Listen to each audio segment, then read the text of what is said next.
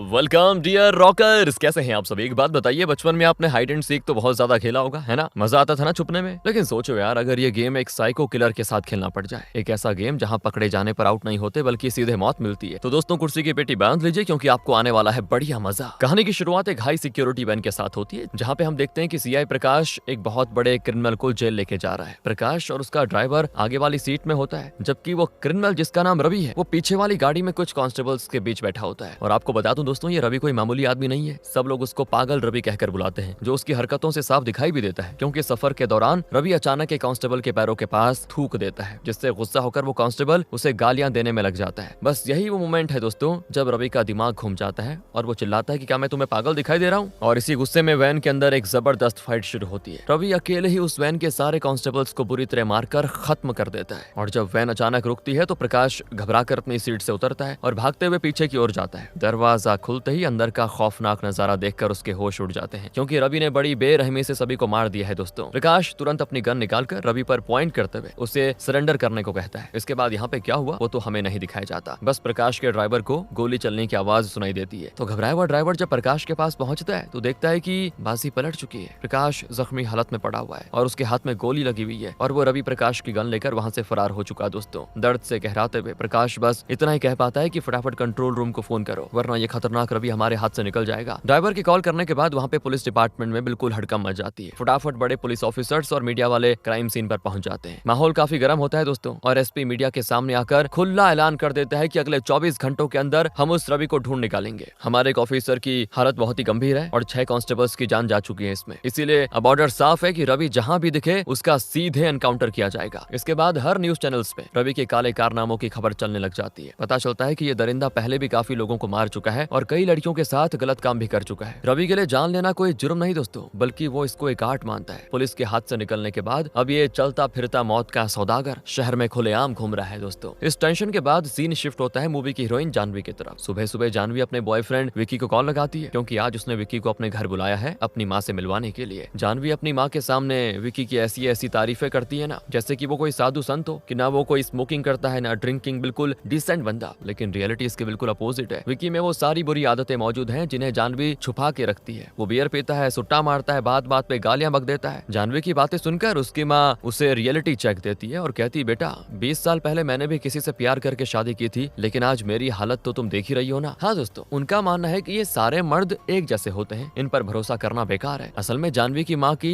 इस कड़वाहट के पीछे एक बहुत ही गहरा राज छुपा हुआ है। क्या हुआ था कुछ साल पहले कि जानवी के पेरेंट्स के बीच काफी झगड़े होते थे। इस झगड़े के चलते उनका डिवोर्स हो गया। तब से जानवी कभी अपनी माँ के पास रहती है तो कभी अपने पापा के पास, लेकिन अपने पापा को वो किसी हीरो से कम नहीं मानती। जानवी अपनी माँ को मनाने की पूरी कोशिश करती है कि माँ प्लीज एक बार विकी से मिल लो ना, वो मुझसे वैसे ही प्यार करता है जैसे आप लोग मुझसे करते हो। साथ ही दोस्तों जानवी ने अपने पापा को विकी के बारे में सब बता के रखा हुआ है। उन्होंने तो साफ कह दिया कि बेटा तुम फिक्र मत करो, तुम्हारी माँ माने या ना माने, शादी तो तुम्हारी विकी के साथ ही होगी, मैं करवाऊंगा। अब इस सब ड्रामे के बीच दोस्तों विकी जानवी के घर पहुंच जाता है, लेकिन अंदर जाने से पहले वो इतना नर्वस होता है कि टेंशन कम करने के लिए वॉचमैन के साथ खड़े होकर बीड़ी फूंकने लग जाता है। किस्मत देखो, जानवी की माँ ऊपर से ये सब देख लेती है और जानवी को ताना मारते हुए कहती है कि देखो देखो आ गया वो तुम्हारा संस्कारी बॉयफ्रेंड। अब विकी अंदर आता है और आते ही शराफत का नकाब हटा देता है। सीधा बोलता है कि आंटी मैं टेंशन में था इसीलिए बाहर बीड़ी पी ली और स्मेल ना आए इसीलिए च्युइंगम खा लिया। मुझे डर था कि आप एक्सेप्ट करेंगी या फिर नहीं, पर मैं सच कह रहा हूँ, जानवी से मैं सच्चा प्यार करता हूँ, इसलिए मैंने अपनी सच्चाई आपसे छुपाई नहीं। और विकी की ये ईमानदारी देखने के बाद जानवी की माँ उससे सीधा सवाल करती है कि तुम्हारी फैमिली में कौन कौन रहता है। बस ये सवाल सुनते ही विकी का चेहरा बदल जाता है। वो इस सवाल का कोई जवाब नहीं देता और बिना कुछ बोले फटाक से वहाँ से उठकर चला जाता है। विकी का इस तरह अजीब से उठकर चले जाने का रीजन जानवी की माँ का दिमाग खराब कर देती है कि ये ऐसे क्यों चले गया अचानक। जबकि दोस्तों पता है विकी क्यों गया था? उसकी माँ के सवाल की वजह से नहीं गया था वो, बल्कि वहाँ टीवी पर एक खबर चल रही थी और असल में टीवी पर उसी रवि की ब्रेकिंग न्यूज फ्लैश हो रही थी। रवि पता है ना कौन, जो शुरुआत में था। और जैसी विकी की नजर उस पर पड़ी ना, विकी बिना कुछ बोले निकल गया वहाँ से। यहाँ से कहानी थोड़ा सा फ्लैशबैक में जाती है ताकि हम विकी के पास्ट को समझ पाए। तो विकी और उसकी बहन स्वाति अनाथ थे। माँ बाप के जाने के बाद बस ये दोनों ही एक दूसरे का सहारा है और इनके बीच बहुत गहरा प्यार भी है। एक दिन ये दोनों टीवी देख रहे होते हैं जहाँ एक खौफनाक खबर आती है। एक भाई ने अपनी बहन के पति को सिर्फ इसीलिए मार दिया क्योंकि उन्होंने लव मैरिज की थी। ये देखकर स्वाति डर के मारे विकी से पूछती कि भैया अगर मैंने लव मैरिज की तो तुम क्या करोगे? तो विकी हंसते हुए जवाब देता है, मैं क्या करूंगा, मैं तो खुशी खुशी तुम्हारी शादी करवा दूंगा, कम से कम मेरे सर से तुम्हारी जिम्मेदारी तो उतरेगी और वो बंदा तुम्हें संभाल लेगा, तुम्हारा पति। लेकिन इनकी ये शांत और खुशियों से भरी जिंदगी ज्यादा दिन नहीं चलती दोस्तों। एक दिन स्वाति की दोस्त घबराई भी विकी के पास आती है और एक शॉकिंग बात बताती बताती है। वो कहती है कि कॉलेज में देव नाम का लड़का स्वाति को बहुत ही परेशान करता है, उसके साथ छेड़खानी भी करता है। स्वाति ने उसे कई बार डांटा और इग्नोर किया, लेकिन वो देव है कि मानने को तैयार ही नहीं है और लगातार स्वाति का पीछा करता रहता है। स्वाति उससे बहुत परेशान हो गई थी दोस्तों कि प्लीज आप कुछ कीजिए। ये बात सुनते ही सीधा विकी देव के पास पहुंच जाता है और देव उसको देखते ही सफाई देने लग जाता है कि अरे ब्रो, मैं तो तुम्हारी बहन से सच्चा प्यार करता हूँ। पर विकी उसकी शक्ल देखकर कहता है कि भाई पहले अपनी उम्र तो देख, तू मेरी बहन का पति कम और मेरा बड़ा भाई ज्यादा लग रहा है, इसलिए उसे भूल जा, इसी में तेरी भलाई है, तमीज से समझा रहा हूँ। विकी वहाँ पे कोई मारधाड़ नहीं करना चाह रहा था, बस स्वीट तरीके से वार्निंग देकर चला जाता है। उसी रात स्वाति विकी को कॉल करके मार्केट से शक्कर लाने को कहती है। विकी भी बोलता है कि हाँ मैं रास्ते में हूँ, लेता आऊंगा। लेकिन जब विकी घर पहुंचता है तो देखता है कि घर की लाइट गई हुई है और अंदर बिल्कुल अंधेरा। जैसे तैसे वो अंदर आता है तो अंदर का नजारा देखकर उसके पैरों तले जमीन खिसक जाती है, क्योंकि स्वाति खून में लथपथ जमीन पर पड़ी हुई है। विकी बिना एक पल गवाए स्वाति को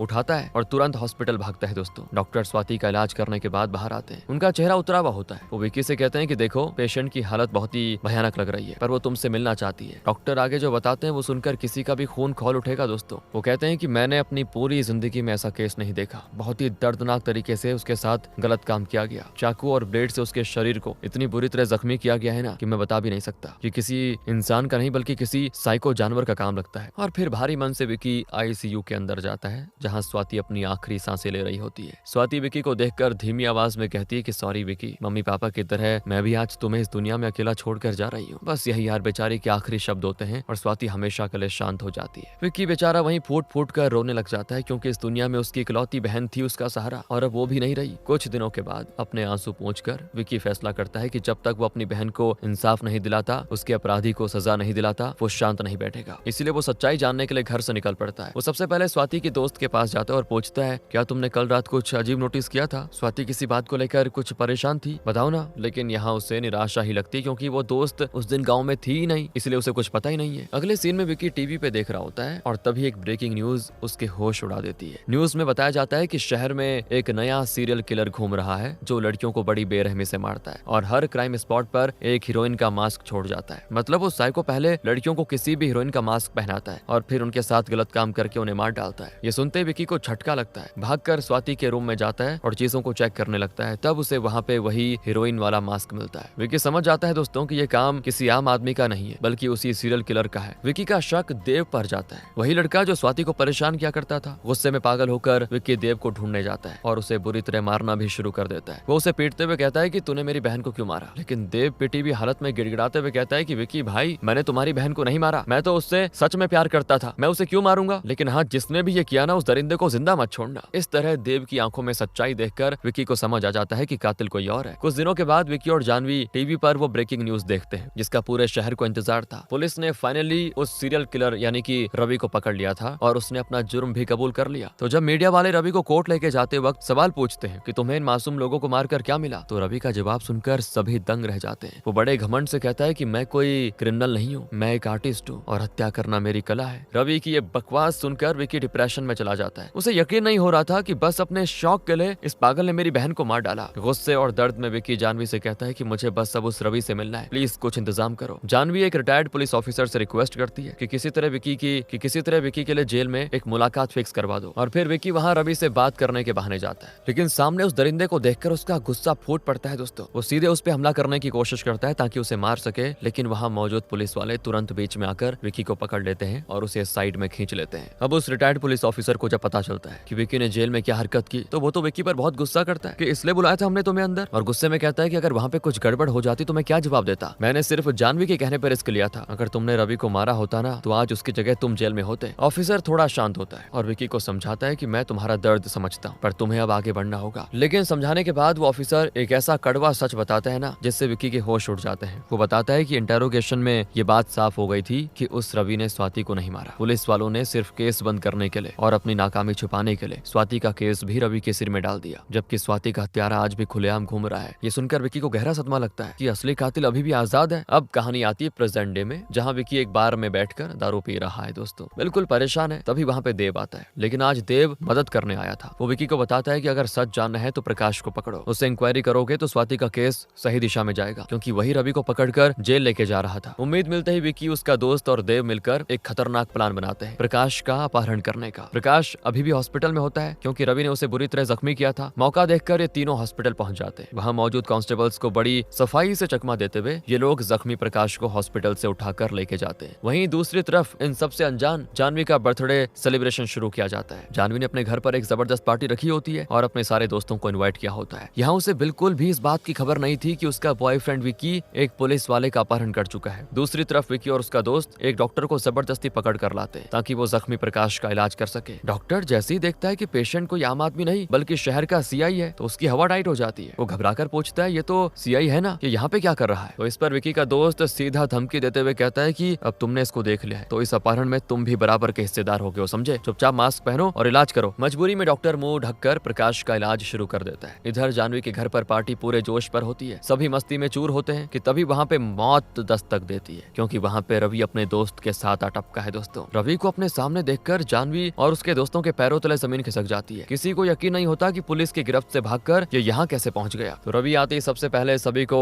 घर में कैद कर देता है और सबके मोबाइल छीन लेता है ताकि बाहर की दुनिया से इनका कॉन्टैक्ट टूट जाए और कोई पुलिस को फोन ना कर सके। शोर सुनकर जानवी की माँ ऊपर से नीचे आती है और रवि को डांटते हुए कहती है कि कौन हो रहे तुम, यहाँ पे क्या कर रहे हो? रवि बिना कुछ बोले एक जोर का थप्पड़ मारता है जिससे वो बेचारी वहीं पे हो जाती है बेहोश। इसके बाद रवि अपनी दरिंदगी दिखाता है। वो बेहोश माँ को ऊपर बाथरूम में लेके जाता है और बाथ टब में लटा देता है। सर के बिल्कुल ऊपर खुली बिजली की वायर लटकाकर पानी का नल खुला छोड़ देता है ताकि पानी धीरे धीरे बढ़ता रहे। और सेटअप इतना खतरनाक था कि अगर वो होश में आकर जरा सा भी हिली या उठने की कोशिश की तो पानी और बिजली का कनेक्शन जुड़ जाएगा और उन्हें मौत का करंट लगेगा। ये मौत का जाल बिछाने के बाद रवि वापस नीचे आता है और डरे हुए दोस्तों से मुस्कुराते हुए कहता है कि चलो मैं थोड़ा एंजॉय करने के मूड में हूँ, एक गेम खेलते हैं, वही जो हम बचपन में खेला करते थे, हाइड एंड सीक। रवि के इशारे पर उसका दोस्त जानवी की एक दोस्त की आंखों पे हाथ रखकर बाकी सभी को छुपने का ऑर्डर देता है। अब ये पार्टी नहीं एक सर्वाइवल गेम बन चुका था और सिचुएशन तब और बिगड़ जाती है जब हमें पता चलता है कि वो आंख में चोली खेलने वाली लड़की एक्चुअली में 4 महीने की प्रेग्नेंट है। जानवी के भोले भाले दोस्त बस एक सिंपल गेम समझकर अलग अलग कमरों में छुप जाते हैं और अभी उस प्रेग्नेंट लेडी से कहता है, जाओ जाओ अपने दोस्तों को ढूंढो। वो लड़की बड़ी आसानी से सबसे पहले अपने पति को ढूंढ लेती है जो पास ही में छुपा हुआ था, लेकिन खुशी अगले पल मातम में बदल जाती है। दोस्तों, रवि मुस्कुराते हुए एलिमिनेशन के नाम पे उस लड़की की आंखों के सामने उसके पति को जान से मार डालता है। मतलब पकड़े जाने पर सीधे मौत होगी। अपने पति की मौत और खून खराबा देखकर वो प्रेग्नेंट लेडी सदमा बर्दाश्त नहीं कर पाती और वहीं बेहोश होकर गिर जाती है। गोली की आवाज और लड़की की चीख सुनकर बाकी दोस्त तो डर जाते हैं, अपने अपने कमरों से बाहर निकलते हैं। सामने लाश देखकर सभी की हालत खराब हो जाती है और सभी को समझ में आ जाता है कि यहाँ पे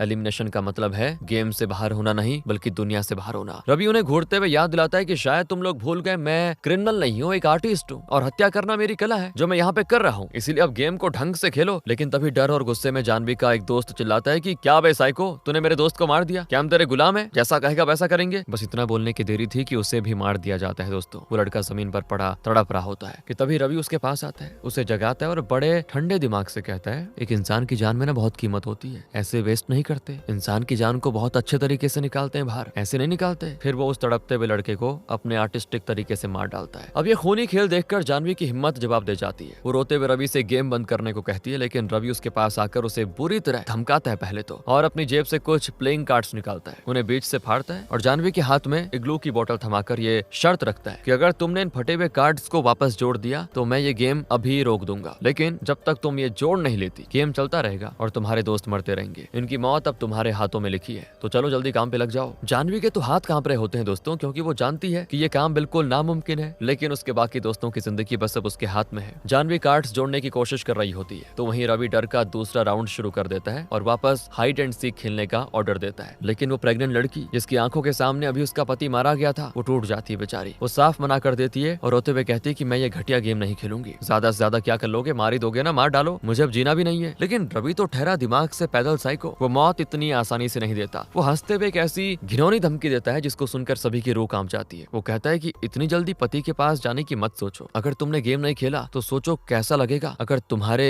यही दोस्त तुम्हारे साथ जबरदस्ती करें तो, या फिर तुम्हें ये गेम बिना कपड़ों के खेलना पड़े, क्या करोगी तब और क्या करेंगे ये सब लोग। ये सुनकर वो लड़की सहम जाती है। अपनी इज्जत बचाने के लिए रवि की इस घटिया सोच के आगे मजबूर होकर रोते रोते गेम खेलने के लिए तैयार हो जाती है और उन्हें ढूंढने निकलती है। उससे अपने दोस्त दिख भी जाते हैं लेकिन फोन को देखकर भी अनदेखा कर देती, क्योंकि वो जानती है कि अगर वो किसी का नाम लेगी तो वो मर जाएगा। इसलिए वो वापस रवि के पास आती है और झूठ कहती है कि सर मुझे कोई भी नजर नहीं आया। लेकिन रवि की पागल नजरों से कुछ नहीं छुपता। वो समझ जाता है कि लड़की अपने दोस्तों को बचा रही है। वो गुस्से में कहता है कि तुमने अपने पति की मौत देखी फिर भी तुम गेम को सीरियस नहीं ले रही, लगता है तुम्हें जीने का शौक नहीं है। और इतना कहकर वो उस प्रेग्नेंट लेडी को बड़ी बेरहमी से मार डालता है। बेचारी बेचारे की कुर्बानी बेकार जाती है और दरिंदगी जीत जाती है दोस्तों। अब दूसरी तरफ अपहरण किया हुआ प्रकाश होश में आता है तो विकी उसके सामने खड़े होकर सीधा सवाल करता है कि सच सच बता, तेरा और उस रवि का क्या कनेक्शन है। प्रकाश पहले तो अपनी पुलिस वाली अकड़ दिखाता है और कहता है कि मेरा उससे क्या कनेक्शन होगा, कुछ भी नहीं। वो मेरे 6 कांस्टेबल्स को मारकर और मुझे जख्मी करके भागा है, उससे तो मैं बाद में निपटूंगा, लेकिन अगर तूने मुझे यहाँ से जाने नहीं दिया तो तेरा जो अंजाम होगा ना वो तू सोच भी नहीं सकता। लेकिन विकी तो आज सुनने के मूड में बिल्कुल नहीं था। वो प्रकाश को बुरी तरह टॉर्चर करना शुरू कर देता है और साफ बोलता है कि मुझे बस मेरी बहन के कातिल का नाम चाहिए। और तब दर्द और डर के मारे आखिरकार प्रकाश टूट जाता है और वो राज उगल देता है जो किसी ने सोचा भी नहीं था दोस्तों।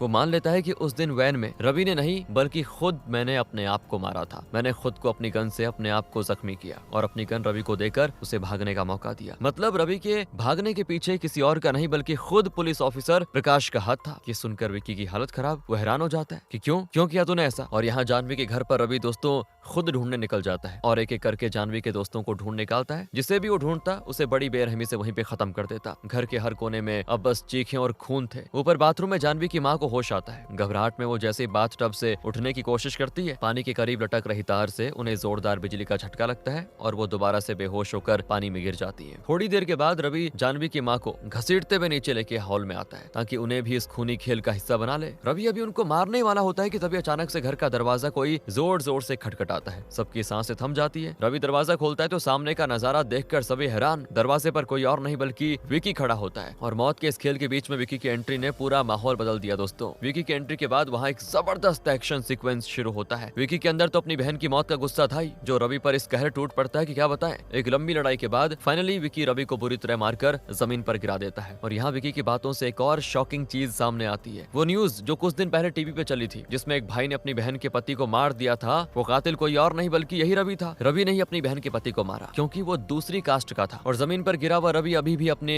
घटिया सोच को जस्टिफाई करता है और कहता है कि मैंने वही किया जो समाज ने मुझे सिखाया। तो विकी उसको जवाब देता है कि समाज तो बहुत कुछ सिखाता है, लेकिन तुमने सिर्फ बुराई और नफरत का रास्ता क्यों चुना, वही चीज क्यों सीखी तुमने। अभी ये बातें चल ही रही थी कि वहाँ पे जानवी के पापा आ जाते हैं। घर के अंदर लाशें और खून देखकर वो शॉक में, लेकिन तभी विकी रवि को छोड़कर सीधे जानवी के पापा पे हमला कर देता है। ये देखकर तो जानवी घबरा जाती है और चिल्लाते हुए कहती है कि विकी तुम पागल हो गए हो क्या, मेरे पापा हैं वो। तो तभी विकी रुकता है और जानवी को सच्चाई बताता है। कहता है जानवी ये सब जो हुआ उसका मास्टरमाइंड कोई और नहीं बल्कि तुम्हारे यही हीरो पापा हैं। विकी वो सारी बातें बताता है जो उसने प्रकाश से उगलवाई थी। असल में दोस्तों जानवी के पापा और प्रकाश पुराने और गहरे दोस्त हैं, दोनों बराबर के करप्ट हैं। विकी आगे कहता है कि तुम्हारे पापा अपनी कंपनी के फीमेल एम्प्लॉइज को गंदी नजरों से देखते थे और उनका फायदा उठाते थे। तुम्हारी माँ ने इन्हें इनकी घटिया हरकत करते हुए पकड़ लिया था, इसीलिए उन्होंने डिवोर्स दे दिया। लेकिन वो पूरी कंपनी और जायदाद तुम्हारी माँ के नाम पे थी जानवी, और डिवोर्स के बाद ये आदमी कर्ज में डूब गया था। और दोस्तों फिर पता चलता है कि जब जानवी ने उसे बताया यानी कि अपने पापा को कि वो विक्की से प्यार करती है, तो जानवी के पापा के दिमाग में खतरे की घंटी बजने लगी। उसने ऊपर से तो हाँ कह दिया, लेकिन अंदर ही अंदर ये चाहता था वो कि ये शादी कभी हो ही ना, क्योंकि अगर जानवी की शादी विक्की से हो जाती है तो सारी प्रॉपर्टी विक्की और जानवी के पास चली जाएगी और इसीलिए उसके पास कुछ नहीं बचेगा। इसीलिए इन सारी चीजों के लालच में अपनी ही बेटी की खुशियां छीनने के लिए इसने प्रकाश के साथ एक बढ़िया प्लान बनाया। प्लान में साइको रवि की भी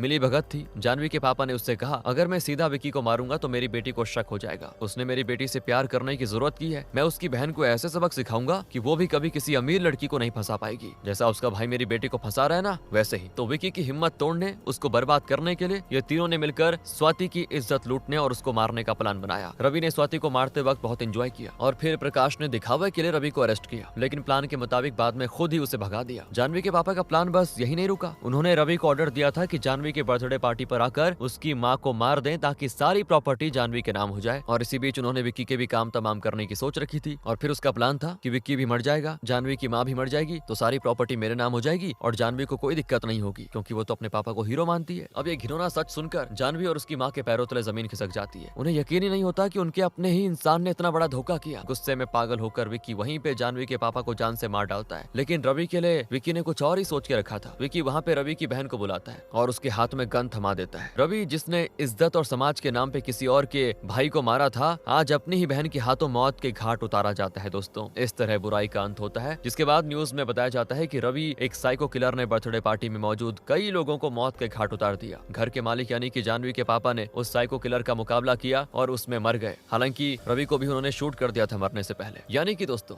विक्की जेल जाने से बच गया क्योंकि ये प्लान उसी का बनाया हुआ था। इतना ही नहीं, प्रकाश के साथ भी विकी ने बहुत अच्छा प्लान करके रखा हुआ था। उसने डॉक्टर द्वारा एम्प्टी इंजेक्शन उसके नर्वस सिस्टम पे लगा दिया, जिसके बाद बड़ी सावधानी से उसे हॉस्पिटल पहुंचा दिया था। लेकिन कुछ देर के बाद ही हार्ट अटैक से उसकी जान चली गई। इस तरह से उसने न सिर्फ अपनी बहन को बल्कि सभी लड़कियों को इंसाफ दिला दिया, जिसे रवि और जानवी के पिता ने अपना शिकार बनाया था। क्योंकि दोस्तों, जिन भी लड़कियों की हत्या होती थी उनके पास किसी एक्ट्रेस की फोटो मिलना, ये करने का काम इन दोनों का ही था। ये दोनों ही लड़कियों के चेहरे पर एक्ट्रेस का मास्क लगाकर उसे अपना शिकार बनाते थे। लेकिन मारने का काम सिर्फ और सिर्फ रवि क्या करता था, क्योंकि मारना उसके लिए आर्ट है। लेकिन आज विकी ने उन सभी लड़कियों को इंसाफ दिला दिया। यहीं पे कहानी खत्म होती है। बाकी मिलते हैं आपसे अगली वीडियो में। ध्यान रखेगा अपना and finally thanks for watching.